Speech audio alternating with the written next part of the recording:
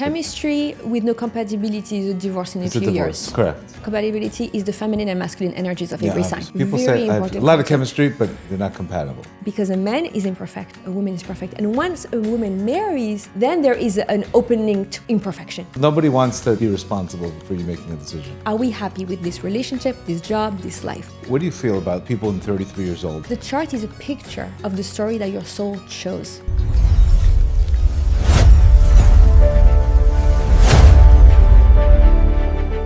We are here, happy to have you back again, Naomi from AstroTorah, back by popular demand. People loved the first episode, and they asked me to do one on relationships. So anyway, we know nothing anyway, but at least we'll get a little bit of information on compatibility, which relationships are more compatible with other ones, what to look for.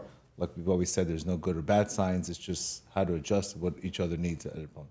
So let's start with what's good for Scorpio. Okay, great. Let's do that. First of all, thank you so much for having me. And my pleasure. Got such amazing feedback from our first episode, so I'm so happy to continue. People got some sessions with you. They really enjoyed it. Yes, I met a lot of incredible people from all over the world from our episode. Amazing. So can't wait to keep meeting. We're trying to create that people. Community to get everything in a conscious way. Amazing. So Scorpio, the best sign. As in, Scorpio is a fixed water sign. Every sign is going to have an element and a modality. Right. The elements are air, fire, water, and earth. And the modality is, do they start a season, do they continue a season, or do they transfer into the next season? Got it. So it's a cardinal, fix, or mutable. Or mutable. Exactly. So we start with cardinal air with Libra. That's the beginning of fall. And Scorpio continues. Scorpio is therefore a fixed sign. Scorpio is the sign that comes after Libra, which is the sign of relationships. So if you will, if Aries is the fire, and obviously I'm going to talk a lot about signs, and people are going to have to see where they find themselves in the sign, because we all have the 12 signs inside of our birth chart, right? So every single one of the signs does apply to every single one of us. We just have to see where it falls in your chart. Got it. And there's also a moon, and there's also all these things. All the other planets, right? Correct. So with Aries, we have I am. With Taurus, we have I have. Once the soul comes down, she then has to build a vessel for herself, and that's Taurus. I have.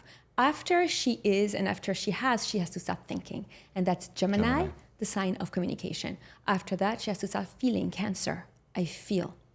Once someone is a whole person, Aries, once they have a home, a place that is safe for them, once they think and they know what to think, once they feel, then they get to Leo, which is I create. Leo is the sign of love. Leo is a sign of romance. So for everyone, when we're going to be doing this episode now on compatibilities and relationships, where is Leo in your chart? That's where we have a romance. That's where we have play. Now, what comes also from Leo is children. Because from love, ideally, we meet someone, we love them, and we have a child. So Leo, after Leo, we have Virgo. Once you can create, you can serve with your creativity. After Virgo, we have Libra. Now that we have accomplished all these 6 energies, we can finally partner. We can marry. Libra is the sign of marriage. And after we marry, we have intimacy. Scorpio is the sign of intimacy. Wow, it's amazing how it all goes together. Wow. Exactly. Look, basically, the Zodiac signs are the model of a whole year and the model of a whole human being who is consciously living its life. So every single year, I'm embodying those energies, and every single month has a special power for every single one of these energies. So you started with Scorpio, which is the sign of intimacy. Gotcha. So once we get to Scorpio, we've already understood a little bit about who we are. When you're referring to everybody has Leo in their chart, you're saying that it's in a specific house? What do you mean everybody has Leo in their chart? So the birth chart, which is the way that a person can relate to their astrology and use it to elevate, to live a conscious life, to understand their gifts, their talents, their issues, their challenges. The birth chart is a picture of the sky at the time of your birth. And it always is going to have the 12 signs inside of it. The 12 signs never move. They represent the 12 areas of the sky that when we took our picture, they're going to be all there. Now, the sun at the time of your birth was in Scorpio. That's where the sun was.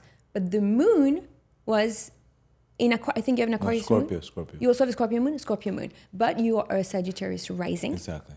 And all of your Scorpio placements, so you have many planets in Scorpio, they're all in the 11th house of Aquarius. Every house is based on a different sign. Got it. So, So Aquarius they were all on the house of Aquarius. Exactly. They were all placed, if you look at the chart, over there. That is the 11th house. We start here, 1, 2, 3, 4, 5, 6, 7, 8, 9, 10, 11.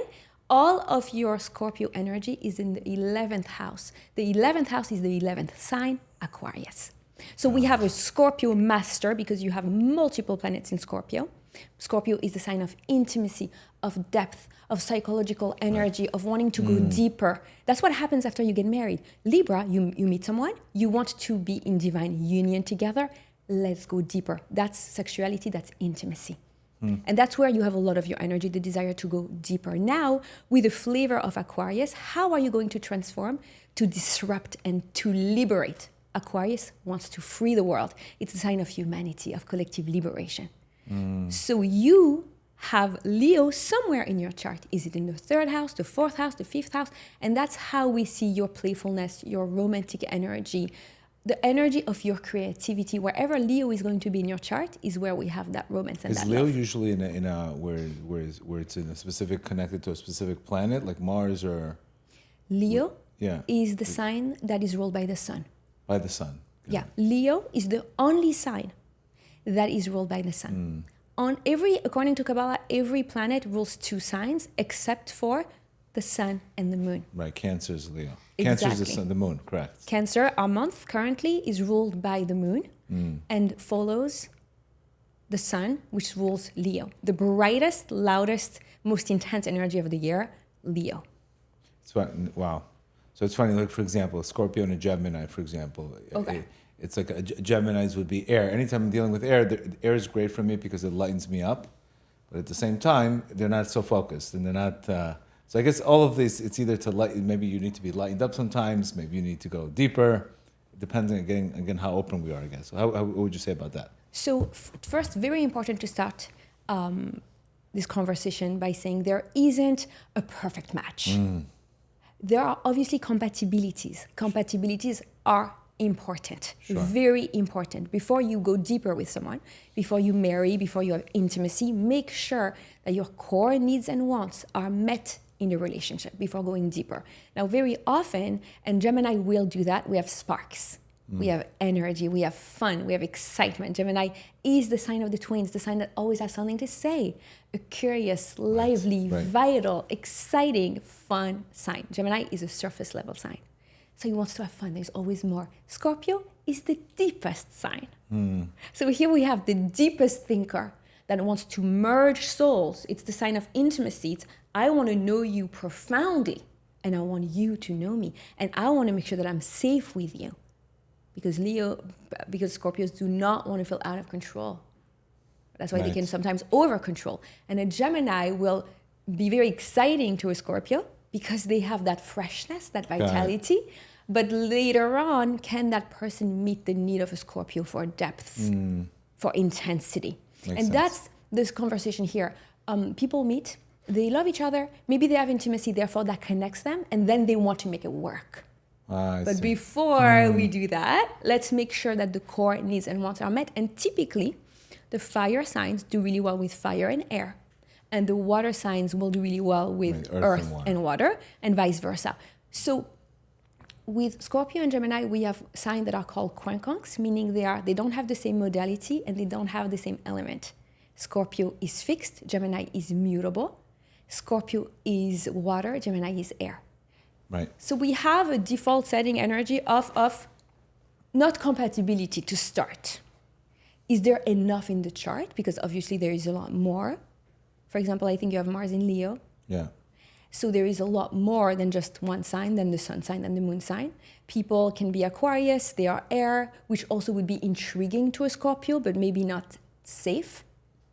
So we would have to see the depth of the different, what else is going on in the chart. We all have the 12 signs. Got it. Okay. So we all have the 12 charts, but each one has, I still don't understand, how does Leo show up in my chart, for example? Where would it show up? So If all my stuff is in Aquarius. you are Sagittarius rising, correct?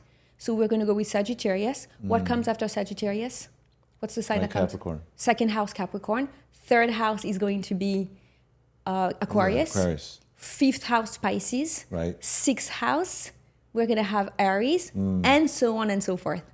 Until we get to, so sixth house, seventh Aries, then we have eighth Taurus, Gemini, and so on and so forth. Got it. Right? So there is a few different systems. This, what I just described, was a whole house, so a sign per house. That's not the system that I use when I read my charts. So I would have to pull up your chart, because sometimes the houses have 3 signs, sometimes they have no signs. Sometimes the sign gets swallowed up in a different house, so we would have to look. It's so important, these things, because sometimes you'll have different energy in relationships, and sometimes you'll think something's wrong with the relationship. Maybe there's just an energy coming. What do you mean by energy coming? Like, for example, let's say there's an eclipse in a certain area, or there's a Uranus all of a sudden waking up one partner, not the other one. Yeah. So it's like so important. Like sometimes we take this very personal. Why is that person changing? What's wrong with that person? Like you'll see this a lot of times. Like people have midlife crises in the middle of a relationship. How important it is to understand that, and they will continue to come. Extremely important. Yeah. Although to start, it's very important. I will reiterate: be with someone that has one of your core compatibility. Because absolutely 100% a relationship is going to have highs and lows. There is something called the Uranus opposition, which happens to everyone around the ages of 42 to 44, when the planet Uranus, which is the planet of shock, comes and meets you and shocks you. And it will have a different effect on different people. Some people will quit their jobs, some people want to get a divorce, some people want to shave their head and travel the world. It depends. Now, if your person is your person and you're committed to the relationship, it's a healthy relationship, and you did not settle, but it's your person, then a Uranus will come and go, and you can And you have can Hashem be in there. your main thing is to have Hashem, to have God in your life. That's Yeah, the because key to the planets are the agents of Hashem. Hashem uses the planets as messenger to come and tell you something. If someone is living away from their path, 42 to 44 is one of your last wake-up calls. So Uranus comes 42 to 44 years old, which is typically a midlife crisis moment. That's when Uranus comes to oppose your natal Uranus, the one that's in your chart. It will oppose it and shock you. So if you are in a healthy, stable, loving, kind relationship, a Uranus will disrupt you, will maybe excite you. Maybe you'll move together. Maybe you'll have a supportive partner who's going to want to do things with you, or it could break things if the foundation wasn't healthy to begin with. What do you feel about people in 33 years old? That's like a big number. I see everybody's, it's sink or swim kind of energy. Yep. At 33 years old. What happens at 33? Where do you see it? Is there anything written about 33? Absolutely, 32 to 33. There is a lot on this age. However, the most important energy is we're freshly past the Saturn return. So Saturn is the planet of boundaries, of limitations, of restriction, and Saturn will make sure that when it comes visit you again at around every 27, 28 years of age, you are aligned with the path of the life you're meant to build. Saturn is the builder. So around 28, Saturn comes back. It takes 28 years for Saturn to go around the cycle, comes back, meets you and says, hey, are we happy with this relationship, this job, this life? If not, Saturn will shake the rug from underneath your feet, shock you back into alignment. So typically people get shocked by a Saturn return. It takes them a couple of years to get back up, and then they're 32, 33.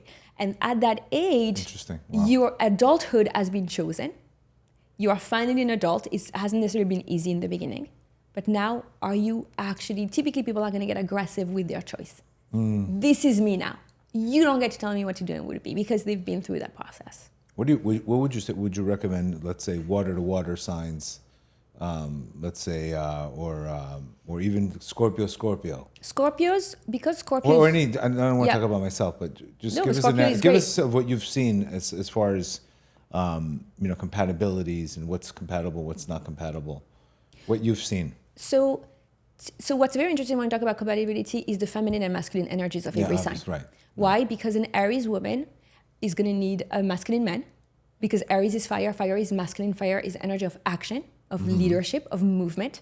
And sometimes masculine women, Leo, Sagittarius, Aries women, will have a hard time finding a man that wants to give them the space for them to be masculine. So that's going to evoke men that are more masculine than masculine, so even more protecting and more providing than the norm. That's a very interesting conversation to have, because a masculine woman is going to be drawn to maybe a more soft man who's going to take care of her because she's been her whole life in output mode. And the soft energy of Cancer, who's going to want to provide a home for her and make her feel safe and special, will feel very nourishing, but will not feel aligned in the long term. Those are very interesting conversations to have. Now, water and water, Scorpio and Scorpio, yes, Scorpios deserve each other. Scorpios are dark, intense, difficult. So That's I think too much. But in a way, like, they deserve each other. CSI, right? It's almost a CSI it's like, mission. Right? You guys go date you guys date too much each drama. other. Too much drama. Because who understands Yeah. the depth and the darkness of a Scorpio? Another Scorpio. Correct. So in that sense, it's great, but what are their kids going to be like? I think that would be a lot. Now, water to water can be very beautiful, but the signs really have to understand how we have a home, a long-term relationship, a home based on emotionality, sensitivity, and depth. Pisces is a good match for Scorpio because Scorpio has that intensity and Pisces has the softness. Right. But the emotions, with the intuition, with the receptivity, with the femininity. Scorpio is a very interesting sign because it's a feminine sign, but it's ruled by Mars, the planet of war.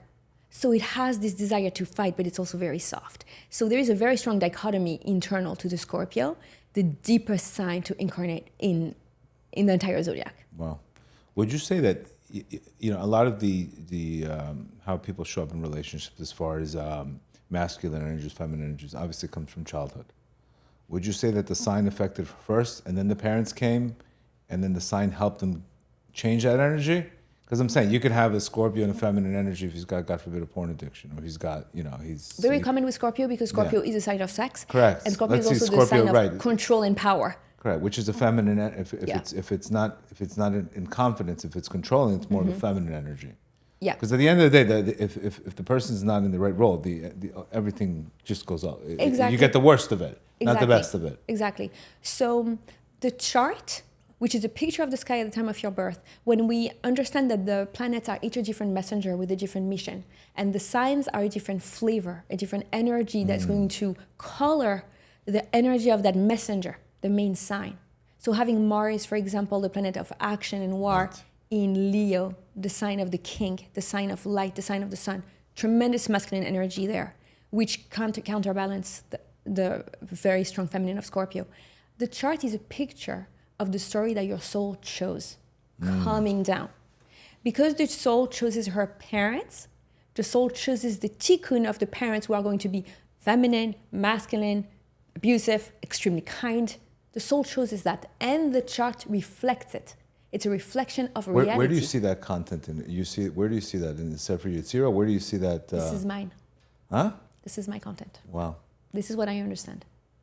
I definitely have seen sources, 4 or 5 sources, where a person knows if he's going to be rich or poor, taller. I've seen those sources. So and then you're saying that based on that decision, the person will get the zodiac, the right zodiac sign. Yeah. Exactly. According to Kabbalah, Rashi says the person is born according to his form and he chooses, and etc. That I've seen 5, 6 sources for the neshama chooses what's going on, and she's being sworn. First of all, the soul is given a tremendous opportunity to come down, an opportunity she cries for, right? She begs for, and then she's maybe accepted, and we say, fine, you get another chance. What do you want to do this time? This may be your last chance. So she says, please, this would be the best setup for me to perform my ultimate tikkun. Give me that setup, those kind of parents, this kind of upbringing, this kind of life. This is what I'm going to need to fulfill my mission. And the soul comes down, and the chart reflects what's going on at birth. Your mother's cold, your father's not here, you have no siblings, you are going to... It just seems a lot of dysfunction going on lately. It just seems everything's dysfunctional lately. Like we're almost in a tikkun jigsaw puzzle, and we're coming here to fix and fix and fix and fix. These are the last It just seems like everybody's got the same This is the last remnants of fixing, yeah. But it's almost like, if you're given this great chance, you want to do it to the max, because you don't know how many more times, and we're all running out of time. It's over, right? Like we're almost done. We're very close to the end. And because we're running out of time, the souls are given all these different missions to do at once. When it used to be a time, according to Hasidic thought, that someone would come down to help one person cross the street. That's why you would come down, to do one commandment well. And today, people have to heal old patterns, old dynamics, ancient. There's a lot of healing. Everything in here today is healing. Yeah. But you see today, I mean, the practicality. I mean, I'm around tons of people, obviously. practicality is 90% of people can't handle it. They just can't handle it. They can't mentally handle it. They don't have enough desire to get to the healing. I think that there is a lot of misguided information out there, really. And I think that, thank God, the opportunity of helping people see their charts, there is an instant realignment that happens because you can tweak the perspective.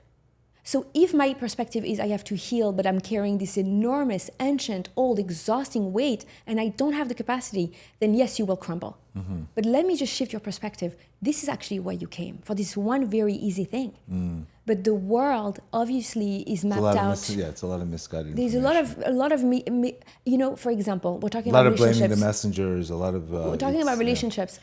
Once a day, I will... almost no fault once a day speak to a woman who is suffering in a marriage with an emotionally abusive husband and she says to me, marriage is supposed to be hard work. So we have divorced with people that are not divorced because they stay for the kids. They are unhappy, miserable, abusing all kinds of horrible substances. Two miserable human beings ruining children's lives again, because their own parents obviously did that. And I have to say to them, Hashem doesn't want you to suffer. That's misguided information. You're going to have people with authority saying, well, marriage is work, but not any kind of work. Marriage is never supposed to be suffering. It's never supposed to feel like you can't get out of bed in the morning. Never, ever, ever. That's not what marriage is. And Libra teaches us about divine union. And divine union is Rosh Hashanah. When you come with so much love in your heart, so much excitement, so much beauty to commit to a divine union, that's love. And if it's not love, the first mitzvah in the Torah is actually divorce. Adam HaRishon had to divorce his wife from Gan Eden. 100%. And we understand the laws of divorce before we understand the laws of marriage. And misguided information. I have to stay unhappy. If you're unhappy, now I have to deal with your husband's porn addiction. I don't want to have to deal with that. Let him marry someone he loves. Let him travel for a few years. Let him figure himself out. But we're not doing that. Why not? If I can tell a woman, you're free to go, she'll be happy. We don't have to suffer. So people can't handle it because they're suffering too much. I did a podcast this morning on there's a lot of unconscious guilt. I think that's more of the issue. I think there's a lot of guilt. Absolutely, guilt for the kids. It's guilt. Number one, they have guilt from previous generation, guilt for the kids. There's so much guilt that you can't make a decision on guilt. But guilt is just a very low vibration. PSA, guilt does not exist in the Torah. Yeah. We have teshuva. We have return. Realignment. Absolutely. We do not teach guilt. No, we don't have, and then you go see the rabbi and you hide in a little box and you say, I'm guilty. What we do have is also nobody return. wants to take a hit. That's the problem. Nobody wants to give you. A lot of people don't want to give you the advice because they don't want to say I'm the one that calls you to do this. Fine. You know what I mean? So that's why people are acting people in positions of power are irresponsible because we are not channeling the light of the Creator like it's meant to be channeled. And how do we see that? In brokenness. Because when we have the light of the Creator, we have wholeness, we have wholesomeness, we have happiness. Even if it looks a little different. Right? We have, and that's the energy of the Virgo. The Virgo wants to fix and make something more beautiful. So we have something broken. Maybe we have a broken family, but we're going to make it beautiful. We're going to talk nicely to each other. We're going to model a new kind of behavior. This month is all about brokenness. The broken home. Brokenness. Exactly. Cancer is a sign of the home, the sign of the mother, the sign where we start mourning the loss of the Hashem's home, the loss of the Beit HaMikdash, which happens in Cancer season. So this is the energy of home. Returning home is being comfortable with vulnerability. People don't want to be vulnerable. Correct. So they're in the shadow of Cancer, which is being in your heart shell. You have the shadow of Cancer is the claws are tightly gripping on something that's not working for you. Toxic safety. You're safe because you're comfortable. Are you happy? Are you aligned? Do you feel Hashem? And this is where the Virgo comes. We have Cancer. So Cancer season, our season introduces loss and mourning. Leo introduces the ultimate grief, which happens when the fire is not channeled properly. We have the burning of the house down. We literally mourn the burning of the most magnificent dwelling of Hashem's light ever created. Then we get healed with romance, unconditional love with Tu B'Av, all to enter the sign of Virgo, which is the sign of service. Let's make this better. Let's perfect this. Let's realign in devotion so we can commit to Libra. It's funny because the opposite of those, if you look at the last 3 months of the year, they say jealousy, desire, and honor remove a person from this world. So jealousy, we have to get rid of this month, get rid of jealousy. In the month of Av, we have to get rid of desire, inappropriate desires, and the last one is kabod, giving honor to God instead of taking excessive honor. So when the energies are misused, they become self-centered and all that. Exactly. Yeah. Wow. It's crazy to see that. Yeah. Today, I believe a person has to talk to his Creator and feel and make those decisions. Because the guidance today, you're getting a lot of unconscious guilt. Nobody wants to be responsible for you making a decision, you know? Yeah, and that actually brings back to a very strong and powerful story from the Torah, where we see a situation where Moshe, who's the guide, doesn't know what to do because there is an indecent, obscene situation taking place out of lack of respect for Moshe, for the people, and for God. And Pinchas comes in and murders two people together that are committing a sexual act in front of the assembly in order to shame the leader. And Pinchas comes in to murder two human beings because Moshe does not know what to do. Moshe, our leader, is humble, the most humble man that has ever existed, and he will not say, you should kill them because they're dishonoring me. We should remove them from the community. He is at a loss for words because he's a humble, loving person. Okay. But Pinchas steps forward, and he may be sinning in that moment. He may be doing something that's bad, but he's doing it anyways because he's doing it because his soul knows that in this moment, this is what I have to do. I may pay the price for it. I may be shamed. I may be put in jail. I may be excommunicated, but I will not stand for the lie. And that's why Pinchas is then reincarnated into Eliyahu Hanavi. And Eliyahu Hanavi is the precursor of the redemption. That is the Pinchas energy that we need these days. People that say, I'll take the blame. The brazenness, yeah. I'll take the blame. You can blame. I'll go to jail. I'll take it. I'll take the hit because I will not let Hashem be disrespected. Yeah. So when I see couples that are miserable, and I see that, right, you see the problems when people are unhappy, they stay together, foments so much resentment, cheating, so many more issues that we don't need, that actually destroys the children, and then they will repeat them. Yeah. What are we doing? Because someone can't say, I'll take the hit, but how is the redemption supposed to come? How is the Aquarian time of freedom and liberation comes if the leaders can't lead? What are we doing? Right. That's why people have to know. And that's the energy of Leo. Home is now Tammuz. Are you home? Late at night when you put your hand on your pillow, are you home? Are you safe? Are you happy? Can you say, this is my life, this is my home, this is my family? Or is there pain and brokenness? Right. This is the only way to channel the Leo light. You channel the light when you are home. At the same time, we have to also, people should spend also certain 40 days straight before making a decision. It shouldn't be on a reactive state. You know, Thomas is very reactive. You know, so people should make a decision, but you should make it, Reb Natan tells us, 40 days you make a decision, you'll have a blessing whatever you do. So people should at least invest a good 40 days in speaking to their Creator, to making sure whatever their decisions are the right decisions. Beautiful. Yeah, that I know is, as long as it's prayer, you'll get a blessing out of it, whatever happens. But if it's just on reaction, on reactivity, that's what we have to be careful with. 100%. Yeah, that's always the Cancer and the reactivity energy and reaction is the wrong way. Mm-hmm. Amazing stuff.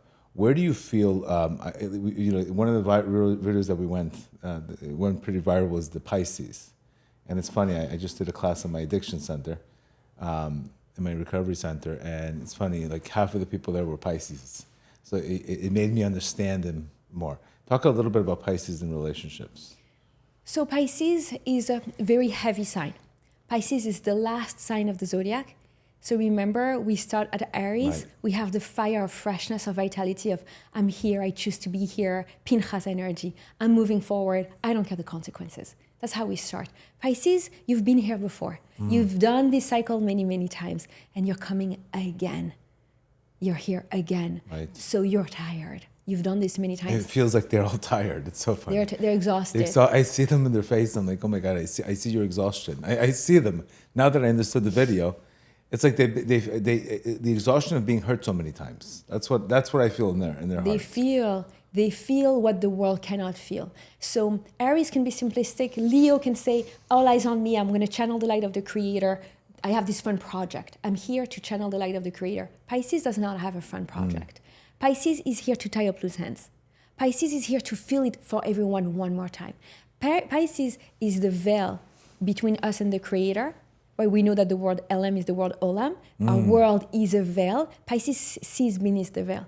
Pisces, they know what comes next. They don't want to be here. They know, they feel very closely what comes next. They know. What's your best advice for them?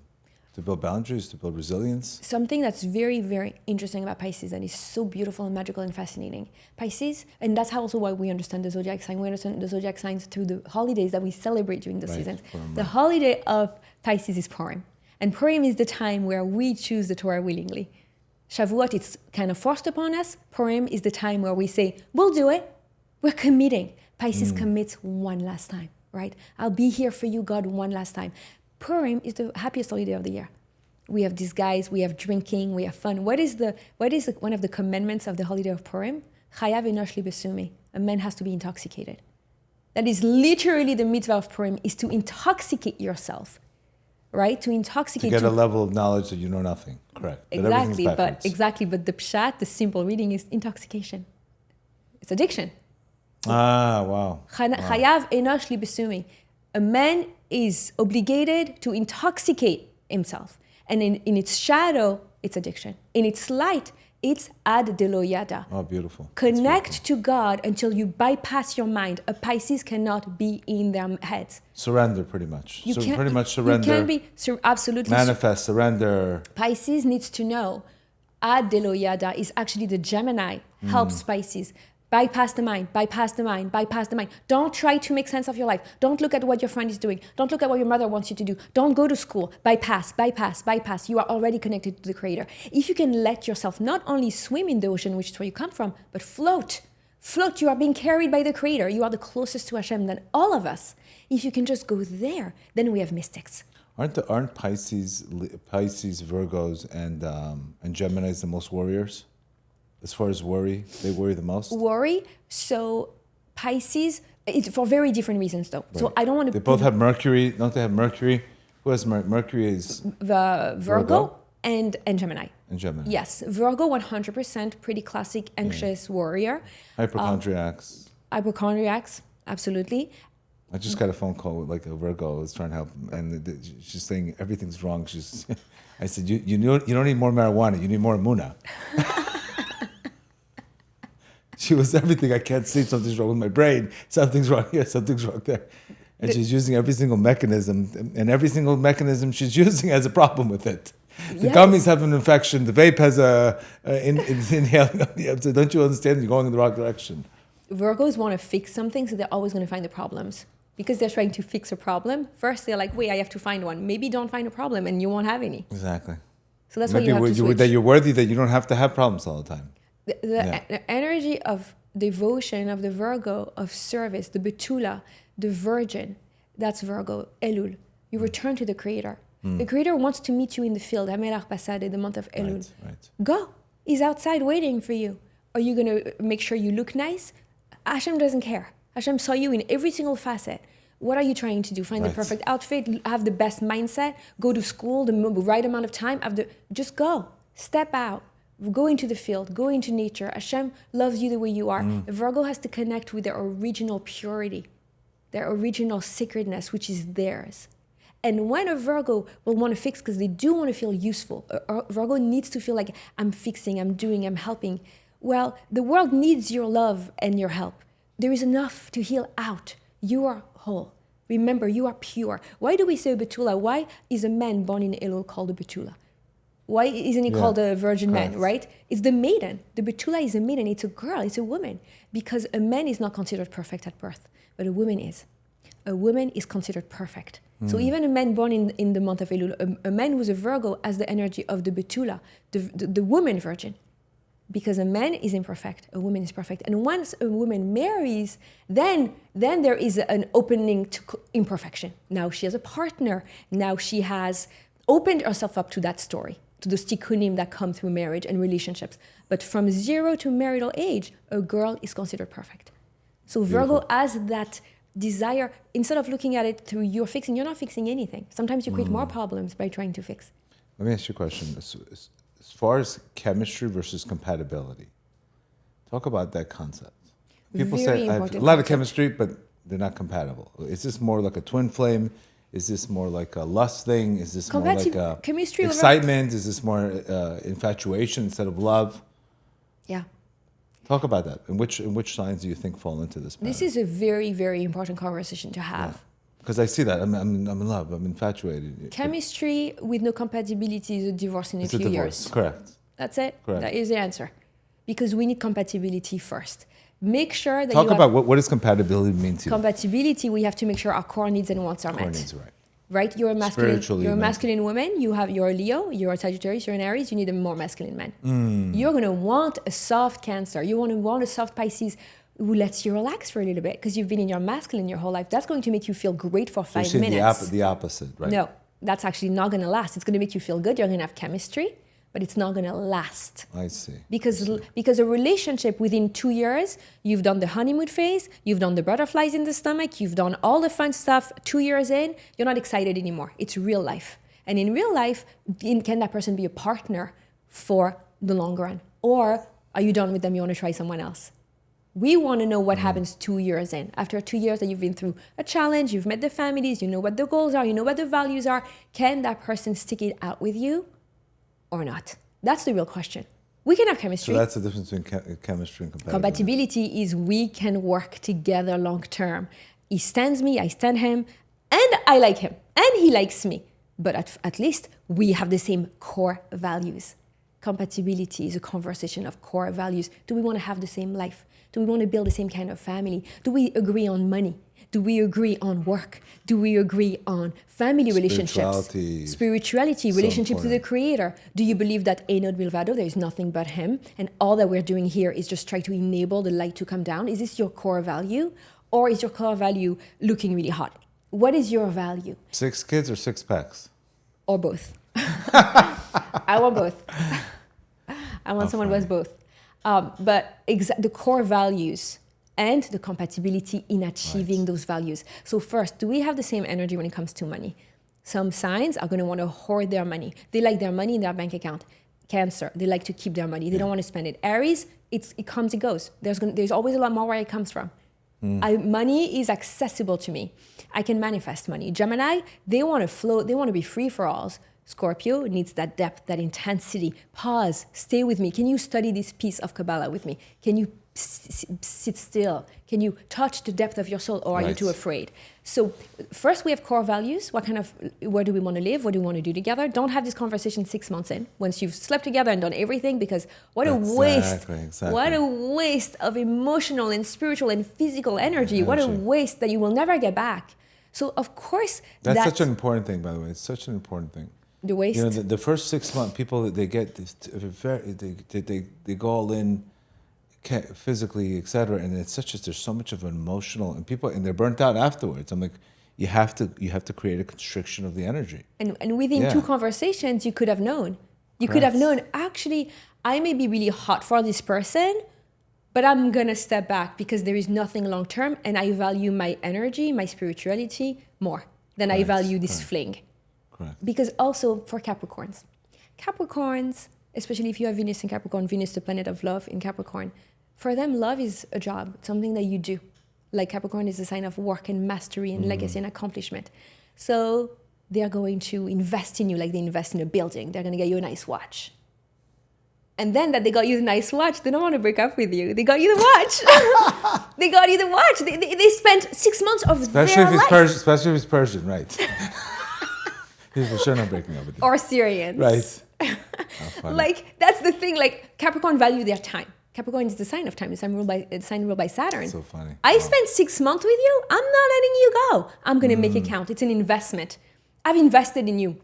But then it's coming from control. Wait up. You don't love that person. You've just invested in them. Love was never supposed to be work. Love is not something that's productive, efficient, and successful. Love is love. It's a feeling. It's an emotion. It's wanting to be with someone, wanting to grow with someone. It's choosing someone. So, for example, with Capricorn energy, we have that investment. A Capricorn man who's a great guy. He sees a girl on paper. She's amazing. He doesn't spend enough time knowing her depth, what she truly wants. Capricorns are actually very deep, but they hide it because they're busy building themselves up. But they want the depth. So if they meet someone that's really good on paper, but then within 6 months they say, you know what, I don't know that she's the mother of my children, they can propose because it's the next right thing to do. After 6 months, you propose to a girl. You don't just like use her. So they'll propose and then they'll get married. And then 15 years later, we have 2 broken people. Why? Don't. What are the rules? When you date, do you have to go all out from the beginning? What are you trying to show? What are you trying to do? Do you want a life partner? Do you want sacred union? If you want sacred union, we need your soul and we need their soul. When do you think a person hits their north versus their south node? It's very important to not date someone who is in your south node sign. For sure, because you'll pay the hit for that. If you're dating south node... But is that an age thing, or is that you think people hit they go into from the south node to the north block in their 30s? It's not an age thing as much as... It's not necessarily, especially if you date someone who's 5 years, 10 years older than you, it doesn't really apply. But if you date someone who is your south node energy, let's say you have south node in... So again, south node is your tikkun, your old baggage, the stuff you have to fix. The south node, exactly. South node is an energy of the past. Right. Which is very familiar to you, very comfortable to you, very safe, and you will find that safety in that person. For example, Virgos, especially when you have Venus in Virgo. Virgo, remember, is a sign of the Virgin, the sacrifice. So that's when you're attracting based on subconscious stuff. Exactly. It feels very good because it feels normal, old, because it feels comfortable. I got it. That's your area of work. You can't be there anymore. You know it because you have to move past it. And something that I have to say to people all the time is it's not because Hashem sends you this person that Hashem wants you to marry them. Sometimes Hashem wants you to say, no, thank you. Correct. I pass. Oh, but Hashem, but I met him. Oh, she was here. Oh. Yeah. Rabbi Nachman says that sometimes you have to just meet people and they're part of your zivuk, but it's not to marry them. You have to be able to say no. There has to be an energetic tikkun there. And something that people also have to know is you can love someone for 6 months and it could have been enough. That could have been the tikkun. Sometimes, we hurt other people's hearts in past lives. Sometimes a tikkun with one person is going to be a 3 months tikkun where you've given karma mate versus soulmate, right? Say again? Karma mate. Sure. You always get the karma mates before the soulmates.